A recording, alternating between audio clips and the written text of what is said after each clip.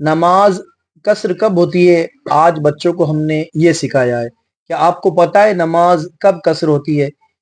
آپ بتائیے نماز کب قصر کرنی چاہیے؟ جی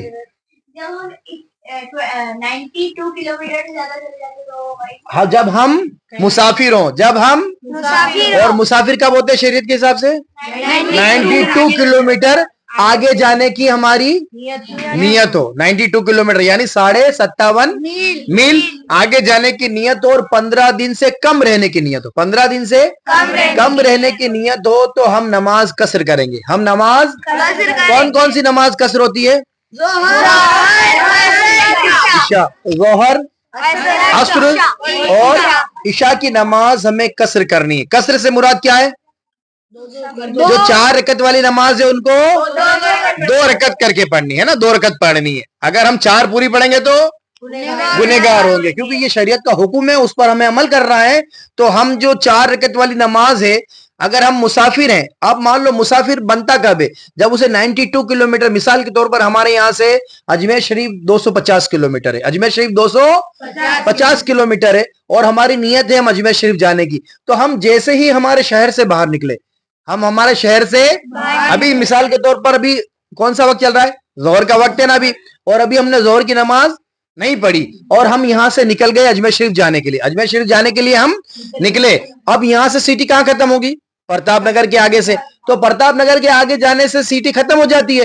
اب جیسے ہی ہمارا شہر ختم ہو گیا، اب ہمیں پتا ہے کہ ہمیں ہماری نماز پڑھنی ہے.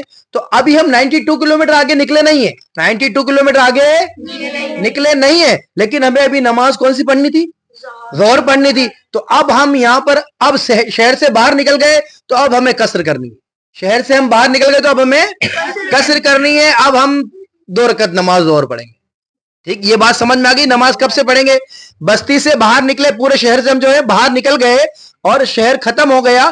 اب ہم ہماری قصر نماز چالو ہو چکی ہے. ٹھیک ہے نا. اگر ہم امام کے پیچھے نماز پڑھیں گے، امام کے پیچھے، ہم مثال کے طور پر یہاں سے اجمیر شریف جا رہے تھے لیکن ہم چتوڑ گڑھ رک گئے. چتوڑ گڑھ میں ہمیں مل گئی بھائی عشاء کی نماز. اب عشاء کی نماز بھی 4 ہوتی ہے، وہ بھی قصر کرنی ہے 2 رکعت. لیکن امام صاحب کے پیچھے ہم نماز پڑھنے تو ہمیں پوری نماز پڑھنی، پوری کی پوری 4 پوری پڑھنی ہے. ٹھیک ہے نا. اور مان لو کہ جو ہمارے ساتھ امام صاحب گئے تھے وہ بھی مسافر ہے، وہ بھی مسافر ہے اور جماعت نکل چکی تھی.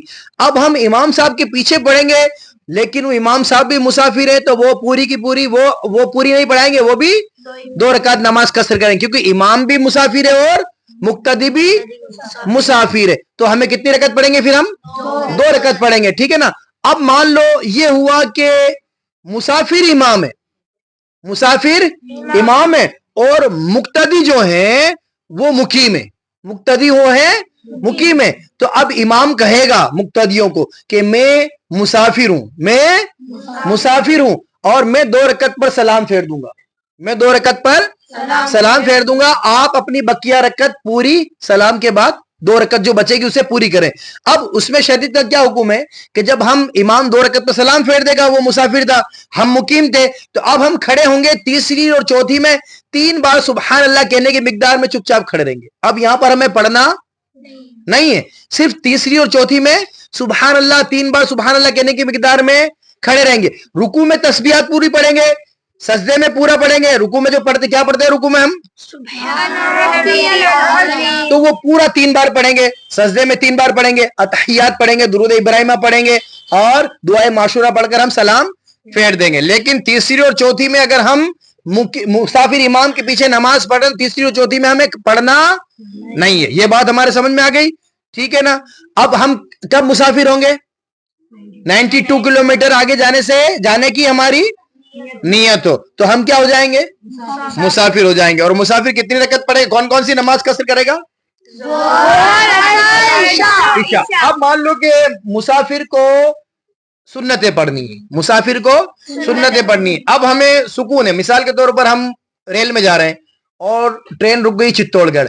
اب وہاں پر ہمیں پتا ہے کہ ٹرین چلنے والی تھوڑی دیر میں اور اب عصر کا وقت ہے, تو ہم 2 رکعت نماز پڑھ لیں, قصر 2 رکعت پڑھ لیں اور 2 رکعت پڑھ کر بیٹھ جائیں, ٹھیک ہے نا. اور ویسے بھی سنت غیر موقعہ ہوتی ہے عصر کے پہلے کی, تو لیکن مان لو پڑھنی تھی اور سکون ہے, اطمینان ہے, ہم آرام سے اجمیر شریف پہنچ چکے ہیں, تو اب ہمیں سکون ہے اور ظہر کی نماز پڑھنی ہے, تو 4 سنت بھی پڑھ لیں, پھر 2 قصر پڑھ لیں, پھر 2 سنت پڑھ لیں, پھر چاہے تو نفل پڑھیں, یا جیسی بھی آپ کو اچھا لگے, جیسی نماز آپ کو جتنی پڑھنی ہے, آپ کو نفل جتنی چاہے اتنی پڑھیں, کوئی منع نہیں ہے. لیکن اس چیز کا ہمیں خاص خیال رکھنا ہے کہ جی ہم نے دیکھا ہے کہ جو مسافر ہوتے ہیں وہ خاص طور سے جمعہ پڑھنے کی نیت سے جاتے ہیں, جبکہ مسافر پر جمعہ فرض نہیں ہے. مسافر پر جمعہ فرض نہیں ہے, اور اپنے آپ کو مشقت میں ڈال کر جمعہ پڑھنے جاتے ہیں. ہم دیکھتے ہیں اجمیر شریف جاتے ہیں خاص طور سے ہمارے یہاں سے, تو وہ اجمیر شریف 250 کلومیٹر سے زیادہ قریب ہے نا, 250 کلومیٹر ہے, تو وہ مسافر ہو جاتے ہیں.